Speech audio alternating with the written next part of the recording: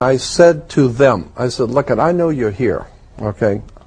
And I want you to know that I don't mind doing whatever it is I'm supposed to do. If I've got a destiny in life or a mission or whatever it is, I don't mind doing it.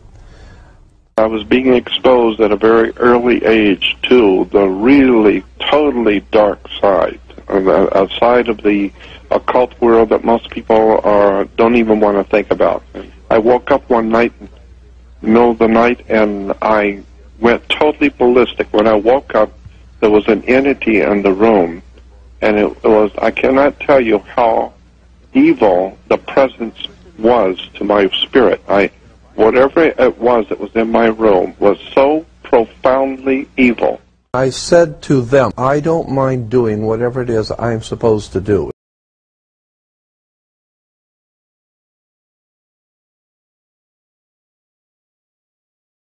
I just felt this presence around me, like when I was in a room alone, there was someone else there.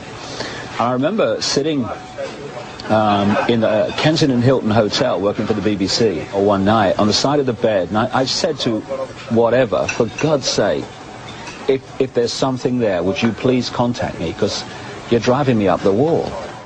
The voices continued. They told David that he was the Son of God and that the world was about to be torn apart by natural disasters. David was panicked by these messages, and he sought advice from a psychic. She starts telling me that I was going to be world famous, that I was going to go out on a world stage, face enormous opposition, and tell the story. Let me get the story right. The press claim that you claim to be the Son of God. Mm-hmm. Is that true? Yes, you see, the thing is that it's quite funny, really. You know, 2,000 years ago, had a guy called Jesus sat here and said these same things, you would still be laughing. It's really funny that we've not really moved on that much. When may we expect tidal waves, eruptions, earthquakes? When these things happen... As they will? As they will, my goodness, they will. When is the first thing going to happen? Well, it will certainly happen this year. The first sequence will begin this year. What will happen if they don't happen? What will happen to you? They will happen because if they don't happen, there will be no Earth. They're laughing at you. They're not laughing with you. Fine. What I've heard you say sounds absolute lunacy to me. Yeah. I still think you're soppy as a box of frogs. Yeah. David, thanks very much indeed. If you had a brain, sell it with loneliness. And the scores are teetering on the brink of being exciting.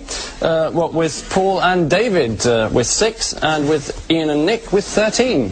We need a miracle, David.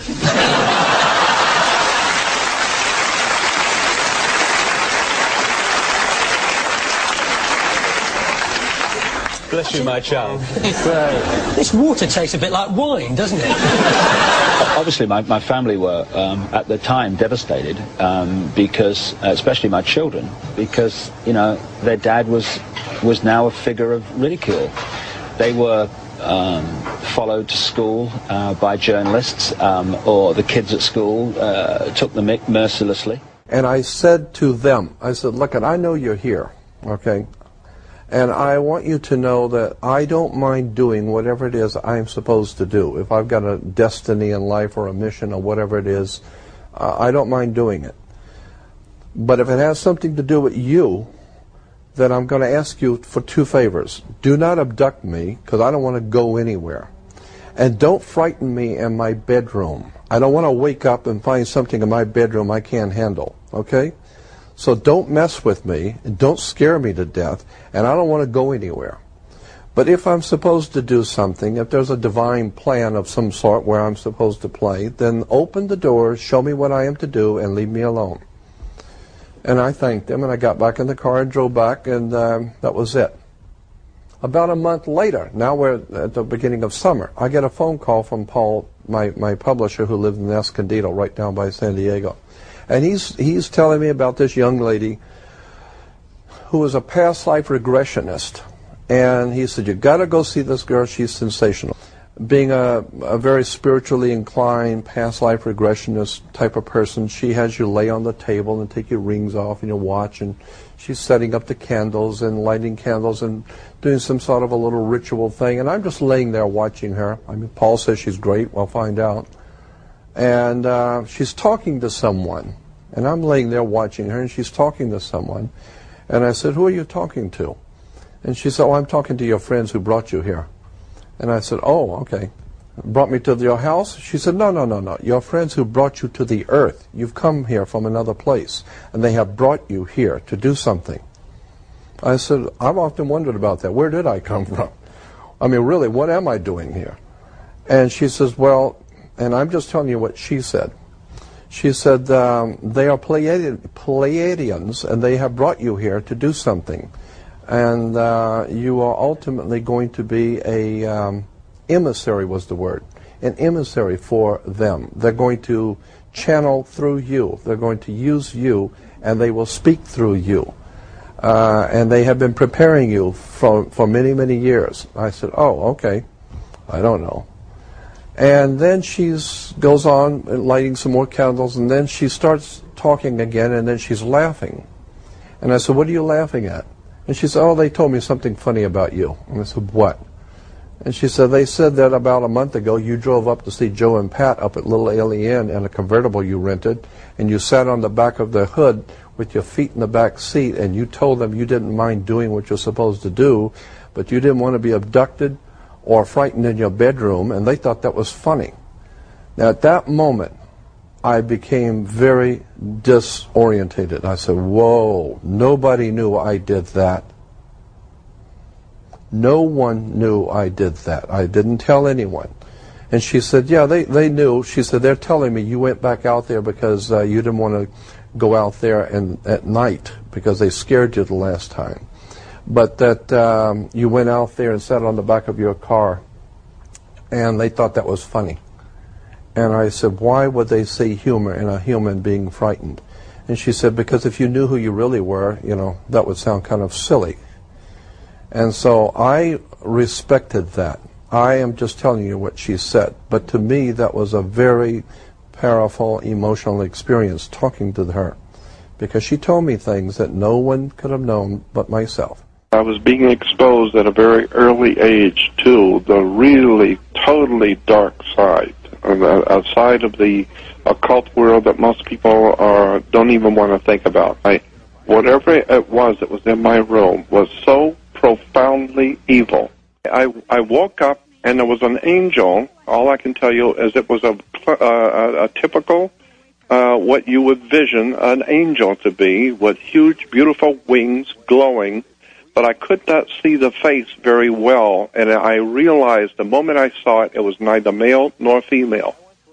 Instantly, I knew that. Mm-hmm. But it was a very powerful presence, a glowing kind of angel, for the lack of a better description. And it had a sword in his hand. It had a sword, but the blade was fire. It was burnt. You could hear the crackling fire. And the sword was pointed at my face. And so when I woke up, I saw the sword, which, you know, was actually, the blade was fire, but it was pointing exactly at my face. I'd yell too. And I jumped up and yelled and jumped up, and my heart was pounding. And it stood there for a moment. It pulled the sword up, straight up over to its face, straight up, and it just stood there looking at me, and then it began to quickly disappear. So I started having, for a lack of a better term, otherworld experiences at a very early age, going out of my body. That was a whole off-the-wall experience, too, at 8 years old, 9 years old. One night when I was a small child, my dog woke up at about 5 o'clock in the morning. I woke up, my dog was howling and barking, and, of course, waking up the neighborhood. The dog had cornered a Tyrannosaurus Rex, a little small, about 2 foot high, or I would estimate about 2 foot high, full developed dinosaur. I actually, with my own eyes, saw 6 pterodactyls in Los Angeles. My other uncle was a Catholic priest. One thing I do remember my dad saying all the time is that there's never been a political movement that wasn't a little religious. And there's never been a religious movement that wasn't a little political. Like my mother used to say, there's never been a political movement in the world that wasn't a little religious, and there's never been a religion that wasn't political.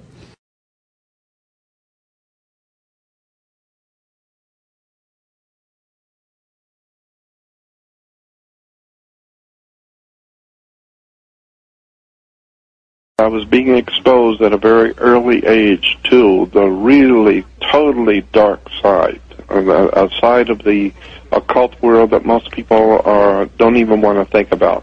I woke up one night, middle of the night, and I went totally ballistic. When I woke up, there was an entity in the room, and it was, I cannot tell you how evil the presence was to my spirit. Whatever it was that was in my room was so profoundly evil.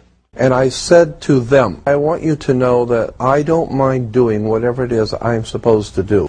I don't mind doing it.